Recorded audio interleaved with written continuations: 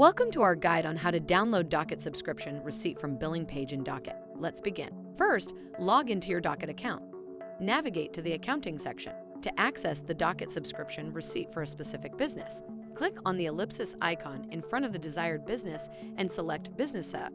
Navigate to the Billing Information menu. Select the desired month from the drop-down menu at the screen's top right corner. This will help you find the receipt you need. Once you have chosen the month, click the Download button to proceed. A dialog box will appear, displaying all the receipts for that specific month. Select the radio button next to the receipt you wish to download and click the Download button.